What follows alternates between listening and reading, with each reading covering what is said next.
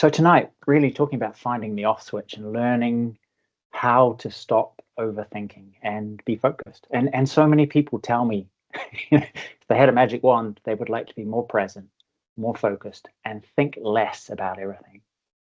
And so that's tonight. That's tonight for us. We will we'll dive into it. Um, the first, the basic principle really is you've got to realize that your mind has momentum.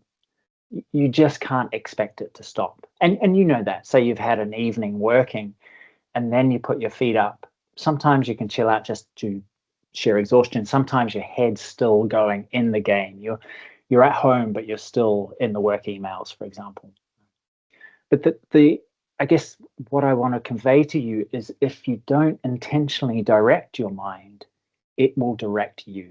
It will run off. And because of the 9-to-1 negativity bias our mind has, and we discussed this in previous seminars, it's very easy, particularly in times of stress, for your mind to wander to the worst case scenarios and get stuck there.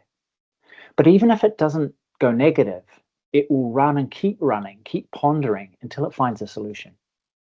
And the problem with that, like, as you know, in life, there often isn't a solution immediately or at all, right? And so the mind will go and go, and yet it's completely a waste of time. So the whole thing about preventing rumination, worry, frustration, and the wasted time, and how really to be able to have a clear mind, to be able to make better decisions, to feel lighter, to be able to just switch off as you wish, and how to choose where you put your attention, to put it another way. So this is all a mind game. Now, my favorite mind game, my favorite way of training the mind puppy is meditation. There are countless apps and free guided things everywhere. So tap into those. I would say if the one thing I want to give you some very helpful tips here, but if the one thing you get from this is explore meditation. It doesn't have to be. There are so many different styles that can suit you. Your preconceived ideas, if you've never tried it, may not match the reality of what meditation is. And at its simplicity is learning to switch the mind off, learning to distance yourself from it. So anyway, with that little promo, what we're going to talk about tonight is some non-meditation perspectives, ideas, tools to be more mindful, to be more intentional in where your attention is. Okay? If that doesn't make sense, we'll we'll get there soon. First, I want you to appreciate the cost of rumination, the cost of overthinking. Realize what letting your mind run does. Because people, myself included, before I got into this world, we just think it's just thinking. It's harmless. But as we've seen in past sessions, thinking creates your reality. Your attitude changes your biology. If you let your mind run, it creates your reality without your say-so, right? It just happens. And the reason I got into this really was because I was missing an action, MIA, I call it. I was driving yet having imaginary conversations with my boss.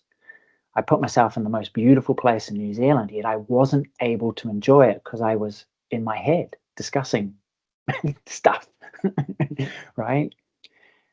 The flip side of that is your most memorable moments, those peak experiences in life. Those things you were completely engaged, completely absorbed in, completely involved. You were very mindful in a sense. You weren't mindless, you weren't sleepwalking, you weren't missing an action. And as famous flow researcher Stephen Kotler says, flow follows focus. It follows your ability to be present, to pay attention to one thing and one thing only. And if you're overthinking on the wrong thing, then you cannot tap into these flow states, into these peak experiences. Right? So if you want more peak experiences, you want more flow, you want more of these huge memories, it's about training the muscle of being mindful, present, intentional, and not letting your mind puppy, so to speak, wander. The other part of this I don't think people appreciate because it's just thinking, it just seems so harmless, is that We think somewhere between 70 and 100,000 thoughts every single day. Now, a tough day for you, an exhausting day, isn't so much a physically exhausting day. That has one level of exhaustion. But I think the real suffocating kind of exhaustion, the dead tired thing, is the thinking, emotional, mentally active one. So, and you know this, there is a cost to thinking. There is enough you have to think about without thinking about the unnecessaries. So, how can we minimize this? How can we focus? How can we quit thinking about things that we don't want to do? That's pretty much what I want to talk about tonight. Now, I remember an example, someone got me to hold out a pen once, and he said, like, this pen's, you're a strong guy, you can hold this pen, right? But it was amazing. For 10 minutes, he had us holding out this pen, and you can imagine my hand was starting to shake, everything was going hard, and all the muscles starting to cramp. Just because it's light, just because your thoughts may seem light, doesn't mean they don't have an effect. And it's exactly the same. A pen is light, thinking, thoughts, emotions have a weight as well.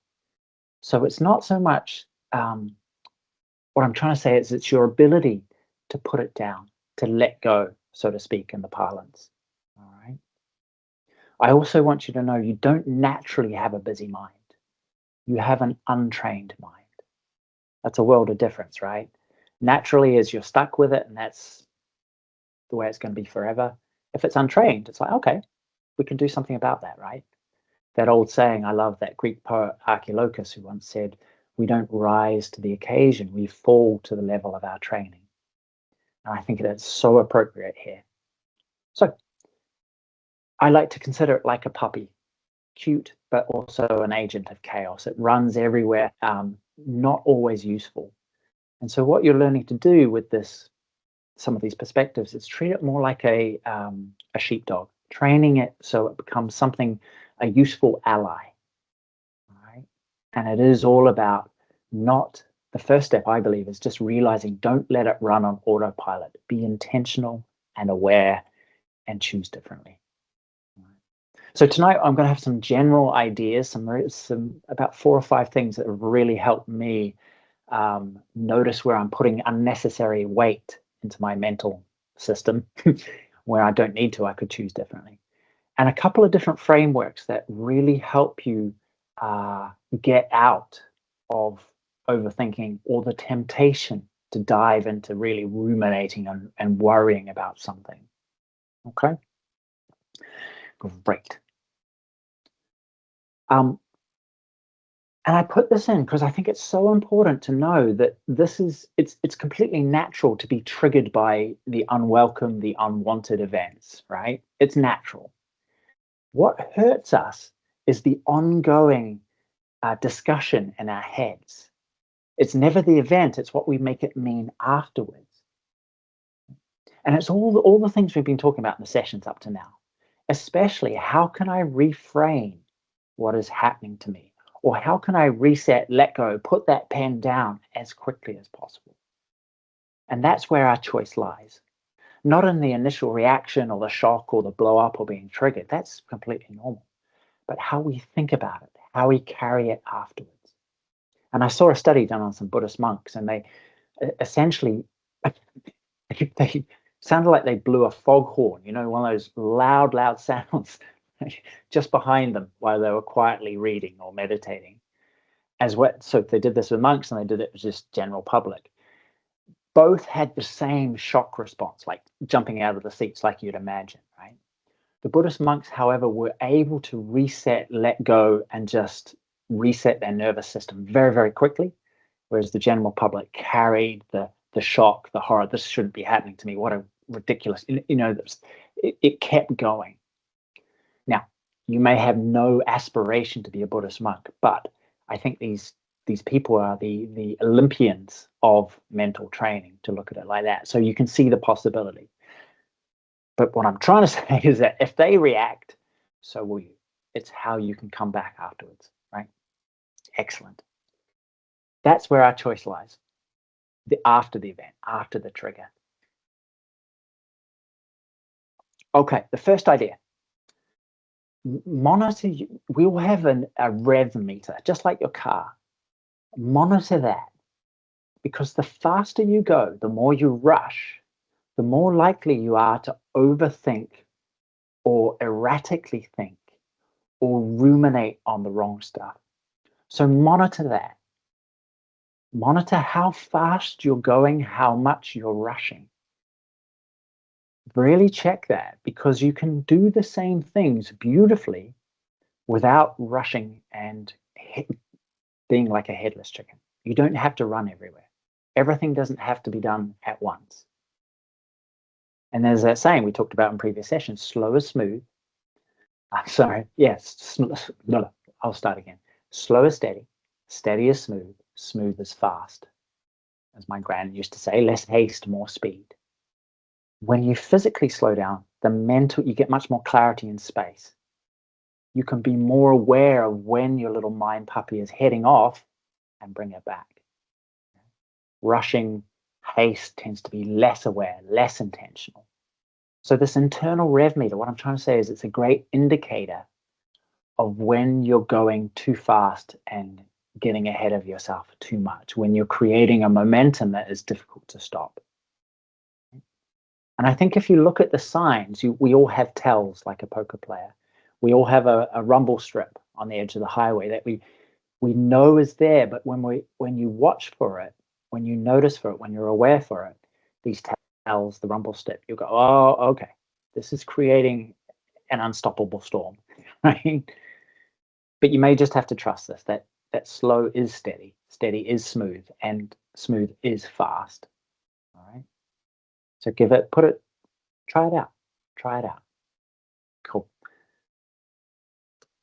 Um, and a lot of this overthinking is ruminating, worrying, getting frustrated about stuff that happened 3 days ago. It's habitual.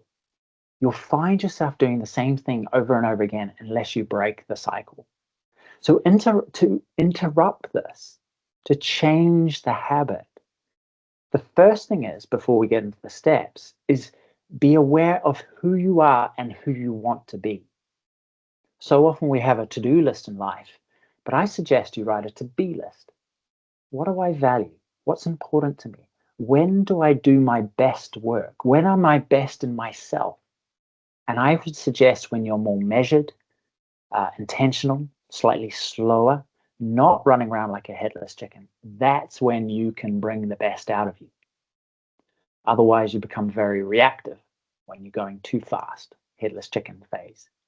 And you either fall in two camps. You either get very angry and snappy and kind of confrontational, or you get into what we might call the fawn response, where you say yes when you mean no, when you stop standing up for yourself, when you do things despite your own personal values, the key values that are really important to you. So get really clear on that. Who are you, and who do you want to be?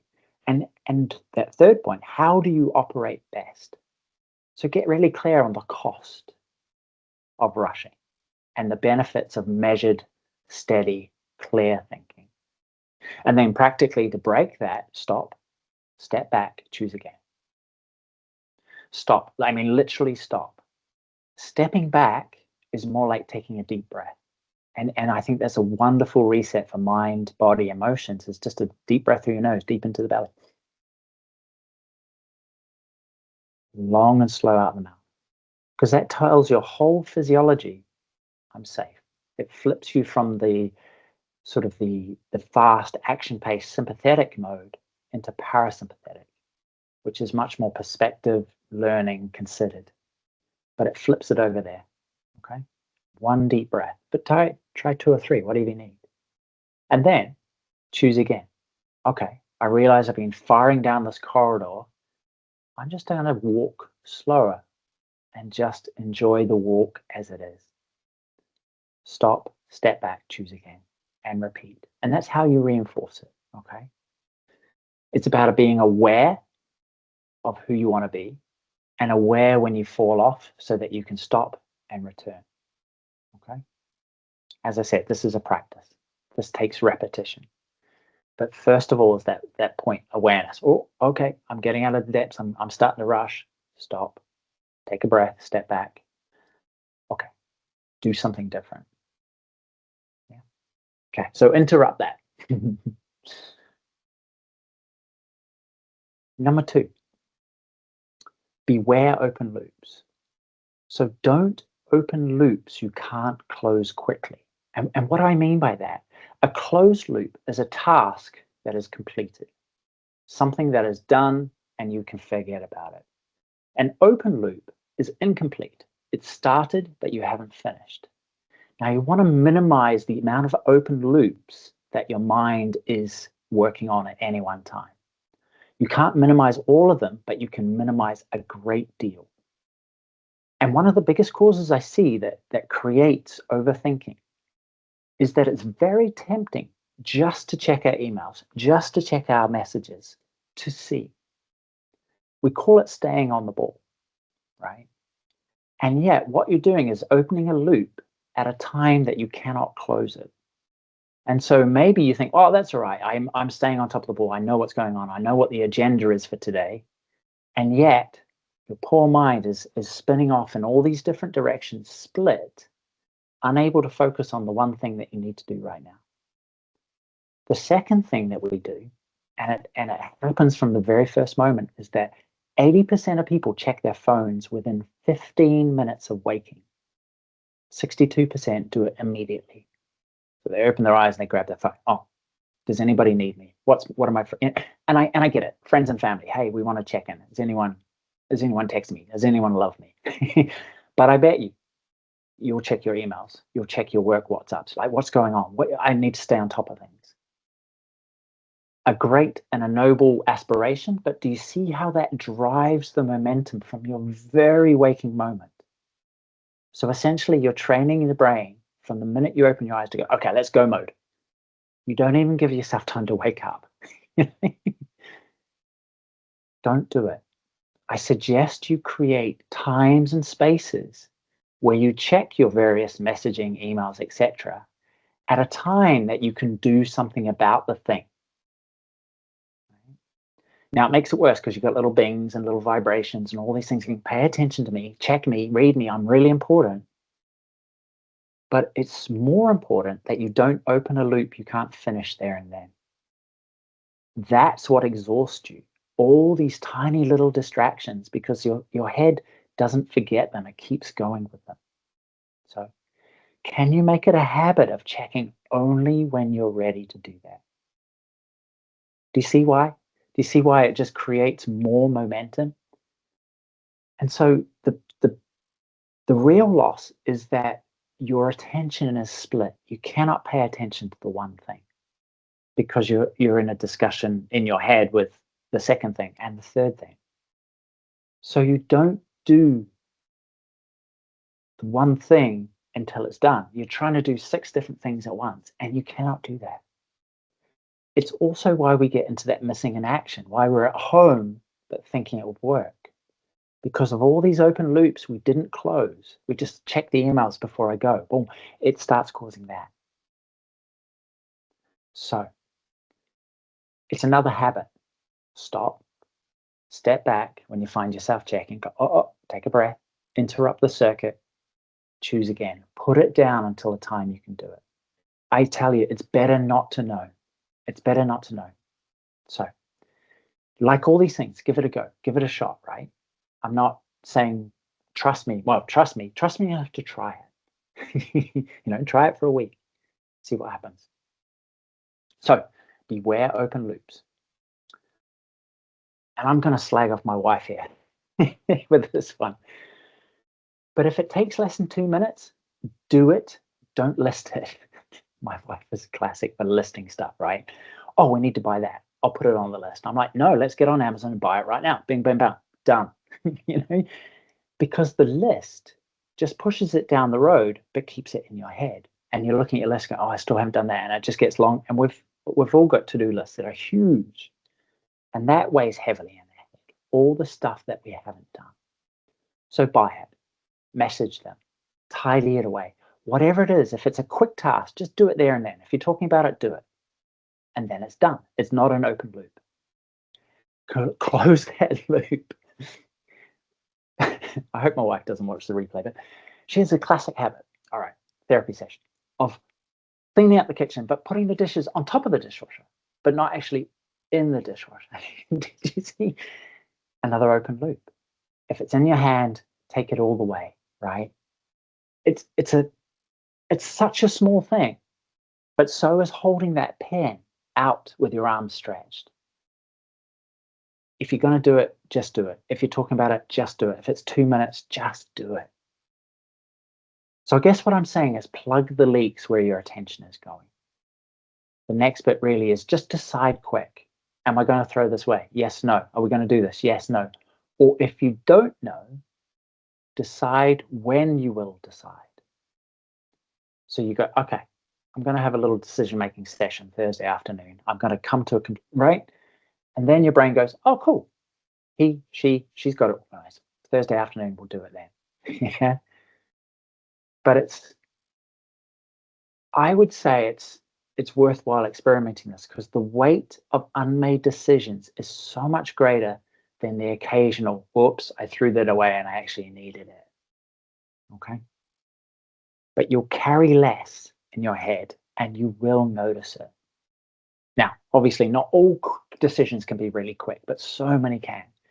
Stop messing around. Just yes or no, right? We spend so much energy on this and you don't need to. Cool.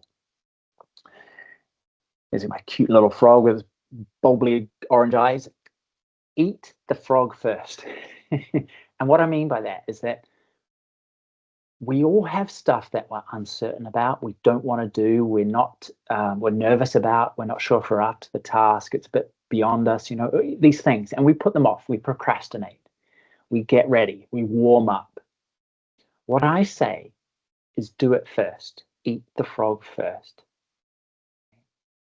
Don't procrastinate. Do the hard thing first, because otherwise, until you get to it, guess what? It's an open loop. Your mind will be going, oh, there's that thing coming up. Right? It's thinking about it. So it's actually merciful for yourself to get the pain over, to rip the Band-Aid off, right? You're getting into it.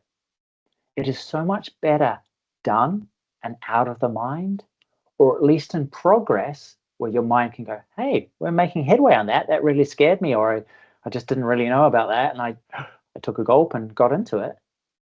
It's so much better with evidence that you've done it or you're doing it than, oh, I'm not sure in your head.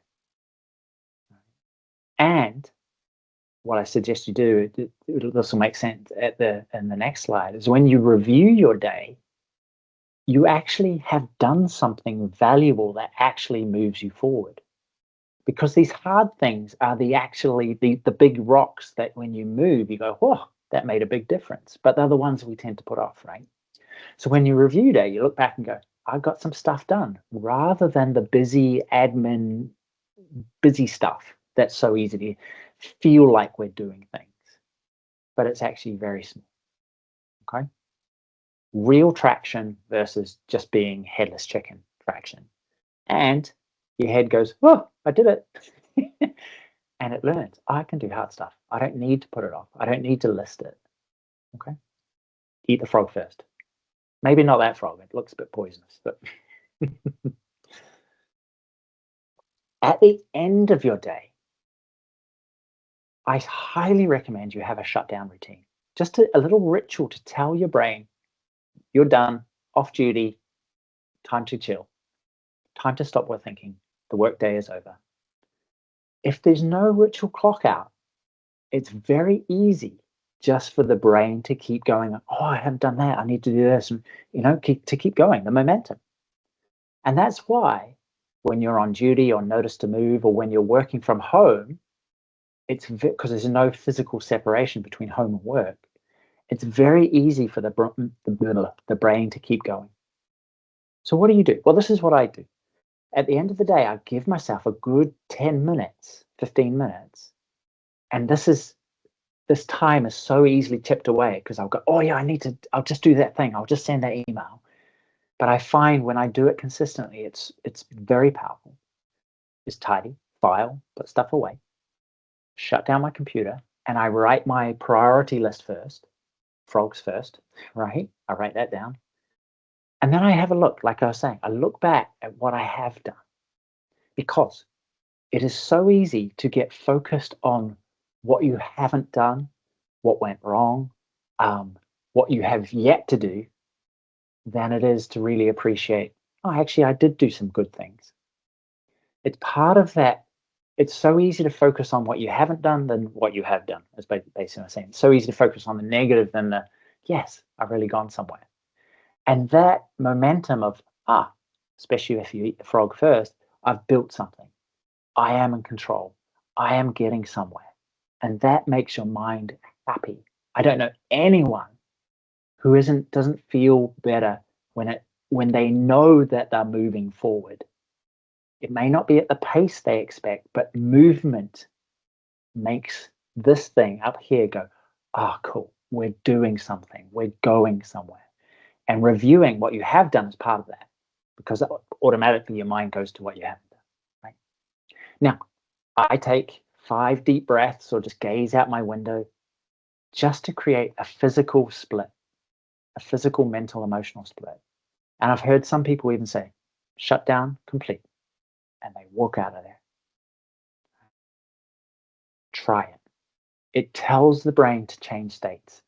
Otherwise, it'll just keep going the same way. Okay? Cool. We try and work it out ourselves. God, there's a problem. And it's like a pinball, like a bullet, like a shell ricocheting around inside your head. It just does more and more damage. Sometimes it's better just to open your mouth and let it out. In my coaching, so often people say, why didn't I think of that? That makes so much sense. I knew that already. It's because when it's in your own head, it's not clear. You're not so party to your wisdom, to your own wisdom, to your own intuition. It's in conversation often that we discover what we truly know, what we truly want, what we don't want. And so if it's attacking you from the inside, just talk. Just spit it out. The sooner you do it, the easier it is, by the way. If it's been ricocheting around in there for a while, it gets a bit tricky. So just talk. All right. These 2 frameworks are based around what you can control and what you cannot, based on what you can influence and therefore what you can pay attention to and think about, and what you can just leave alone and park. I've got 2 frameworks will help.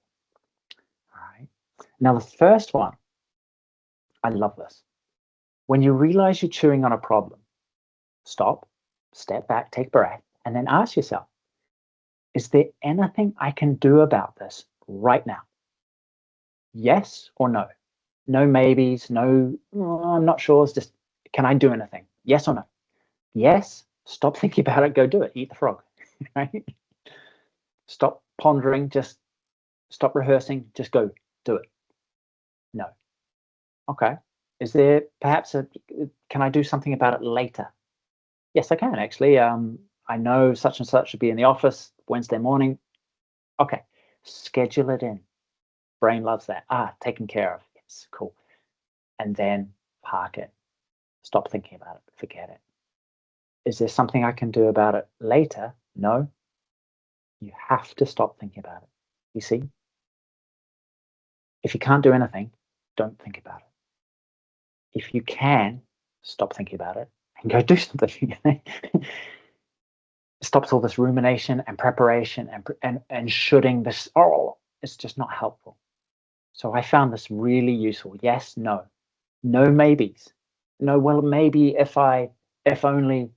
Nah, get really ruthless with yourself. Yes or no. Now, it might be a bit tricky when you're emotional, but I have found this when it's an emotional topic, it has been actually really useful to step back from it. The emotion may be still there, but there's a logical side of me witnessing all of that going, yeah, you're kicking off, I know, and rightfully so, but can you do anything? No. You know, or yes, but you're not prepared to right now, right? Which is the same thing. Yeah. So try that. Get ruthless with yourself. Yes or no, because it really just stops you. But the first piece is the awareness that you're actually getting involved in the problem. And the more you do these things, the more aware when you're starting to create that momentum, the quicker it is to get out. If it's been going on for days, weeks, months, it can be very slippery, very captivating.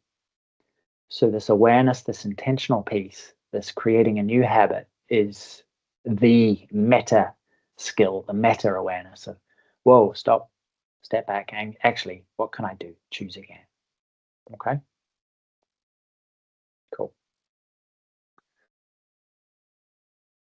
This could be my favorite, my all-time.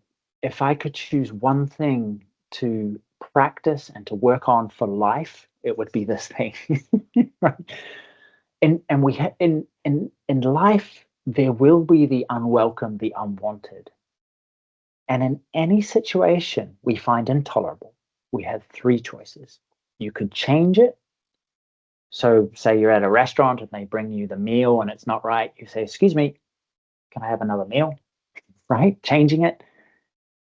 If you can't change it, there's the option of leaving it.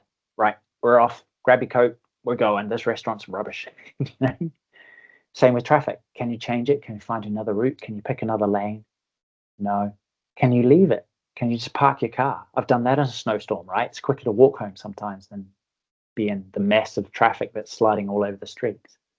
Change or leave. Now, it's also okay not to be ready to change or leave, especially in the big areas like work or relationships. So often people say, I can't change my job. I can't quit my job. I can't divorce them. But what you're really saying is, I'm not ready to yet. I don't want to. And that's okay too. But realize it is, in a sense, your choice not to make a choice. That's very powerful. I'm not ready yet. Because that stops the I have no choice, which is very suffocating. You have a choice, you're just not choosing to make it yet. All right, be super aware of that. So if you can't change it, you can't leave it, or you don't want to, then you must, number three, accept it. You must embrace it. You must just get on with it. It doesn't mean you have to like it. It doesn't mean you don't care. It just means right now, the only option is, okay, I've just got to accept it, embrace it, get on with it. Stuck in traffic is a prime example. Screaming and yelling at the traffic doesn't help. It just hurts you. You just got to go, all right, I don't know how long I'm going to be here for. And with that acceptance, when you get to your destination, you'll be so much calmer, cooler, with a whole lot more energy because you haven't spent it all on being furious and raged. But there you are. Okay? Accept it. Do not try and make a fourth option, which people think there is. There isn't. There's only three options, but don't try and to make the resistance option. And what does resistance look like? It looks like complaining, whining, fighting. This shouldn't be happening to me. It should be like this. In other words, you're fighting with reality. You're resisting reality. These are the facts of the situation. You're going, no, don't like it. Don't want it. And as I said in the very beginning, getting triggered is a natural response. But what I'm talking about is an ongoing struggle and fight and a discussion that's going against the facts of your reality. Now, who doesn't have something wrong in their lives? Everybody does. But you have to realize what the resistance, the complaining, the shoulding does. It focuses you on the problem. And what you focus on grows, like we discussed in previous sessions. You just get on a downward spiral and you actually start to see more problems. So acceptance really is the stop, step back, choose again option of like, this sucks, but what can I do? The facts say this, my story, what I wanted, my plan says that. The more you stick with your plan, the more aggravated energy, more you overthink, The more you accept, you go, oh, I don't like it, but I have to accept it. It is what it is, as they say. 5 very small, famous words. But in acceptance, you get options. In resistance, all you see is the problem. Acceptance, you go, well, these are the facts. But with the clear vision of the facts, you go, huh, I can do something with this. You can see what you can do with it, right? I hope that makes sense. Very kind of ruthless, really. If you can't change it or leave it, you must accept it. Stop whining about it, resisting it. You can fight reality, but it will win 100% of the time. It's like hitting your head against a brick wall. The brick wall doesn't care, you get hurt. The people around you get hurt. Now, this is mastery level stuff, so try it with the small things, okay? But I love this framework because it often makes the decision for you. And really, it's like, can I accept this? Can I fully accept this? Yes or no? I'm in a pension trap. I have to be here for 6 years. Can I do that?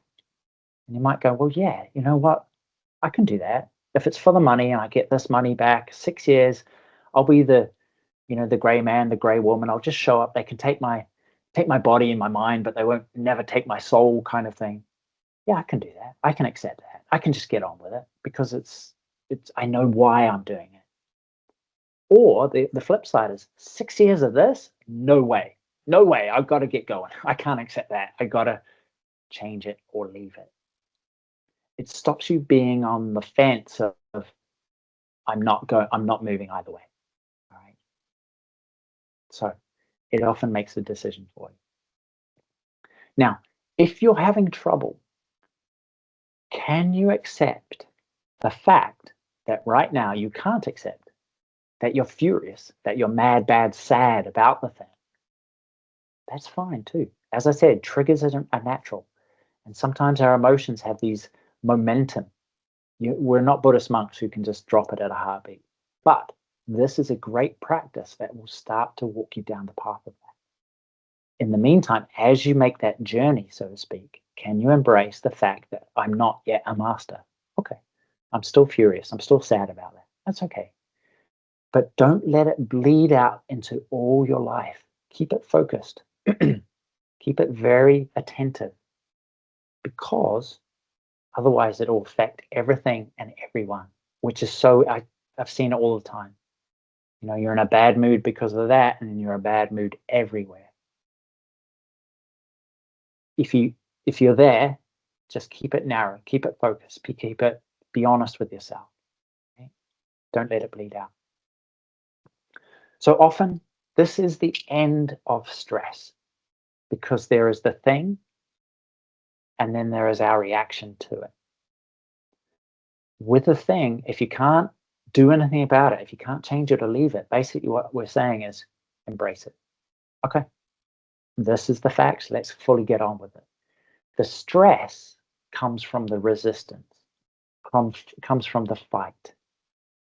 And the sooner you see this, the sooner you'll be able to not just manage your stress levels, but potentially, if you're interested and you keep going, stop, step back, choose again, you'll be able to become a master at this and master your own stress, which is the end of stress. So a nice little snapshot. You'll be able to sail through life. And again, I don't mean you become a doormat. Doesn't mean you don't care, but you won't get the emotional ongoing suffering. There's another Buddha saying, pain is inevitable, but suffering is optional. Suffering due to the story we tell ourselves, suffering due to the overthinking and the continuous thinking, the unable to get out. Okay? So it's no small thing.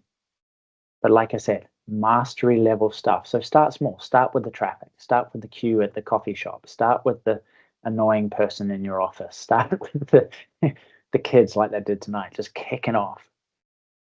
Start small. Or maybe the kids kicking off isn't the smallest thing. All right. So anyway, change, leave, accept. There is no fourth option. Cool. Get cracking on that. What have we got? A summary. We've come to the end. That's not fair.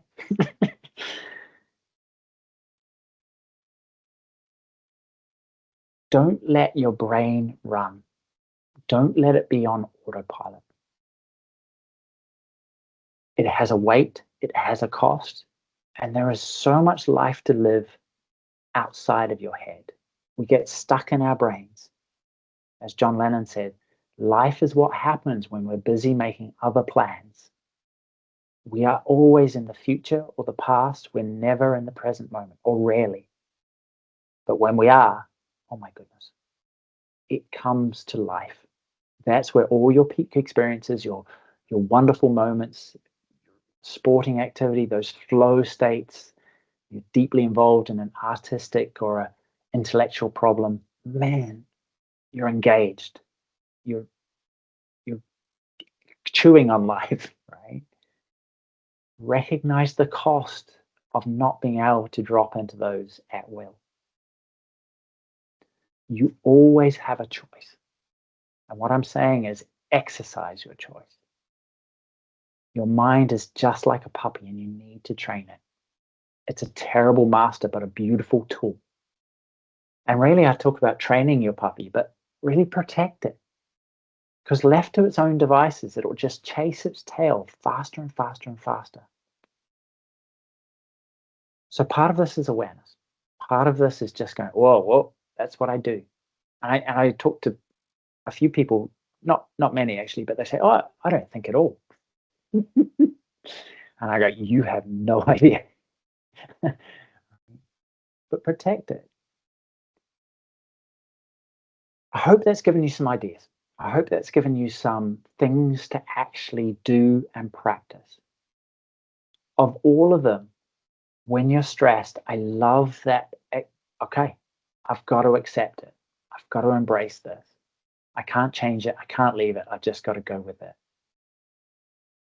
That flow chart. Can I actually do anything? That's a great first step. Yes or no? It just gets you out of overthinking. All the things we talked about. Eat the frog first. Have a little shutdown routine. Just calm the mind. Slow down. Don't go so fast. There is no need. Honestly, you will do the right things in the right way with less haste and more of a smile on your face, actually, when you do slow down. So, anyway, there's a bunch of things there. I hope that has helped. The Felix Fund, as always, has hosted these. If you want to support them, they've got some cool stuff at the shop, eBay, if you want to donate. They're a wonderful organization. They're your charity. I know you're good people. I hope you've enjoyed these series. And yeah, let's have any questions.